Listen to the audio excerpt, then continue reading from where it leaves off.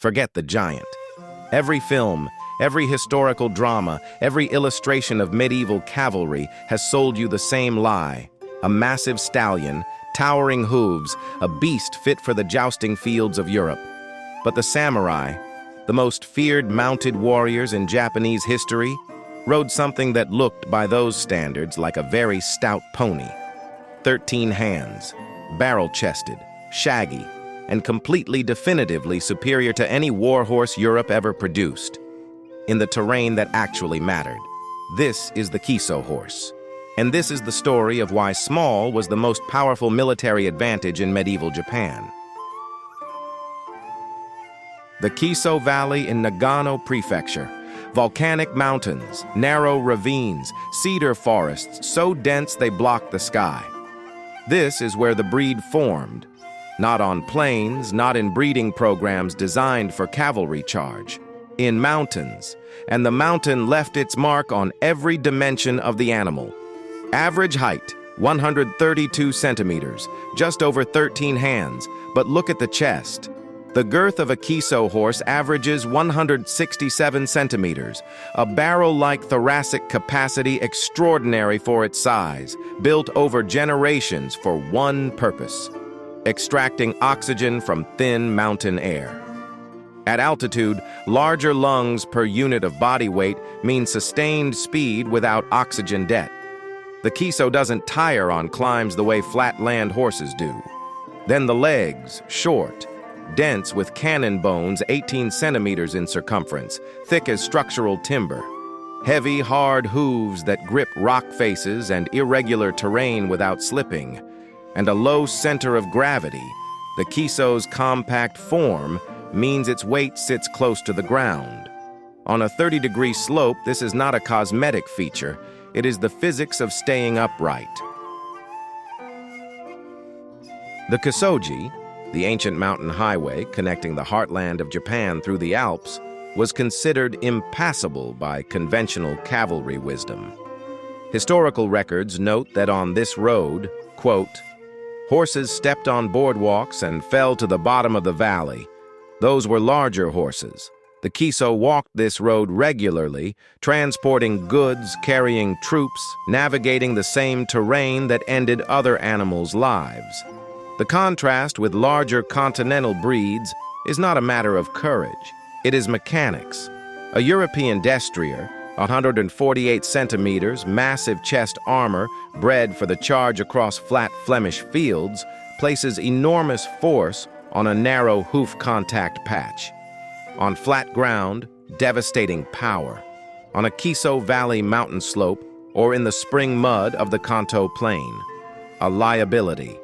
Wide, compact hooves, low center of gravity, drum-sized barrel chest.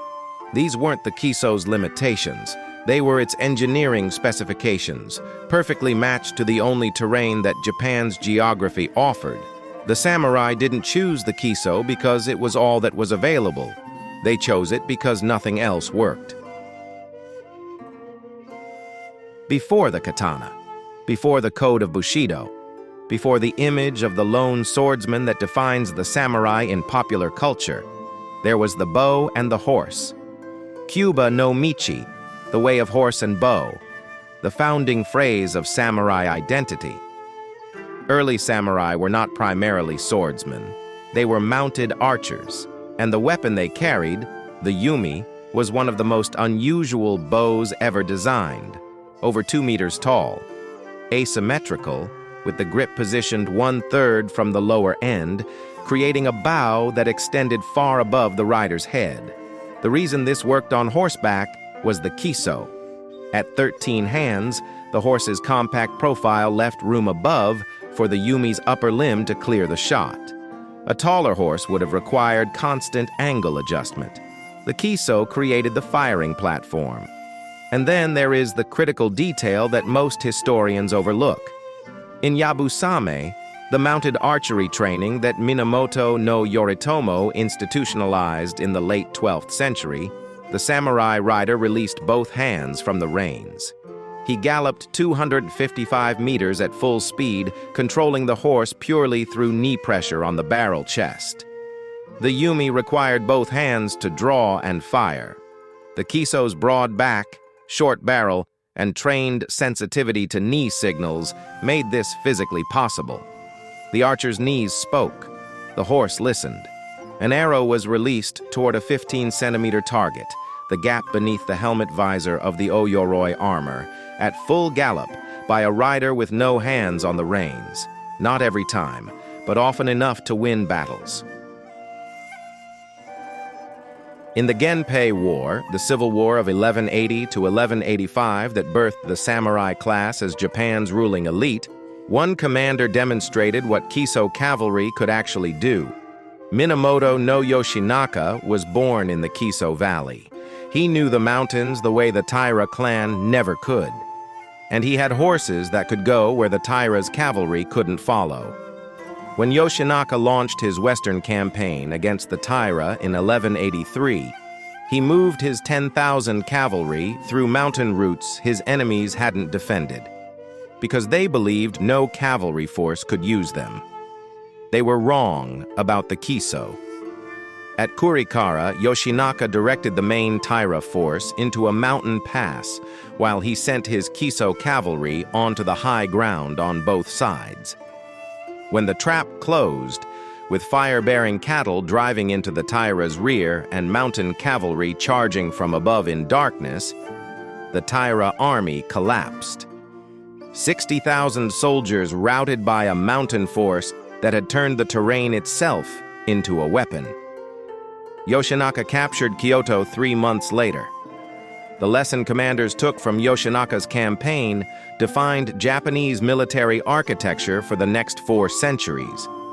If cavalry can go anywhere, even mountain ravines, then valleys are not safe. Fortresses had to move upward. The Yamashiro, the mountain castle, became the defining Japanese military structure. Himeji, Matsuyama, Iga Ueno. All of them are built on heights because the Kiso horse made valleys indefensible.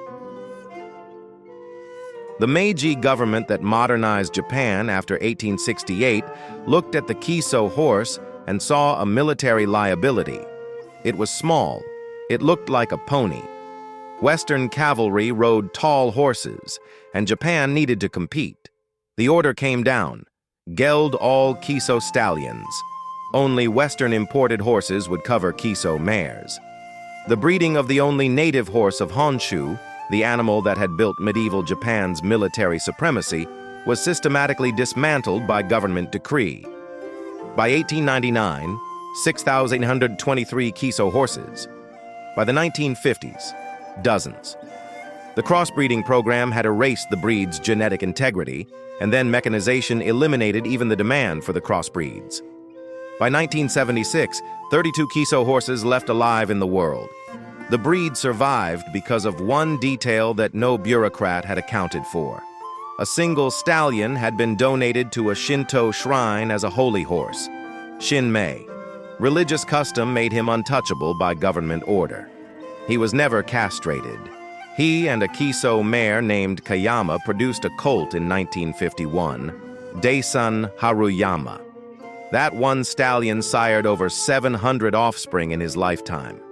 Every Kiso horse alive today, all 140 of them, descends from that one shrine horse, one ancient custom, one government oversight, one stallion.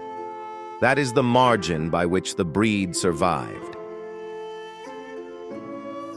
Today, 40 Kiso horses live at the Kiso Uma no Sato Conservation Center on the Kaida Plateau, below Mount Kiso on Take.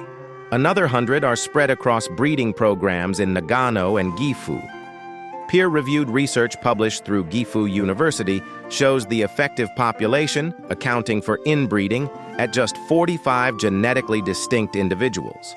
The population is not growing fast enough. Genetic diversity continues to decline with each generation. The breed that made samurai cavalry possible across 600 years of Japanese military history is not yet safe.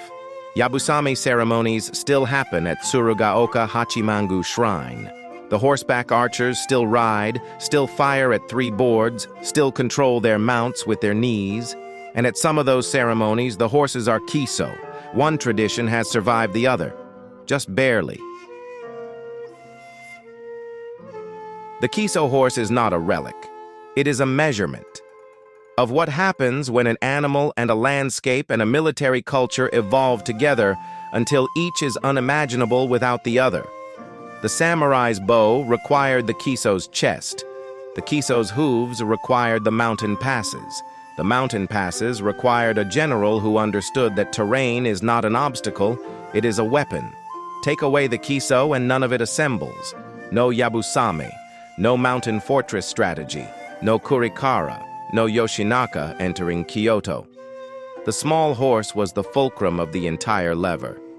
If this story changed how you think about military history, about animals, about the things we almost let disappear, subscribe to Animal Wars.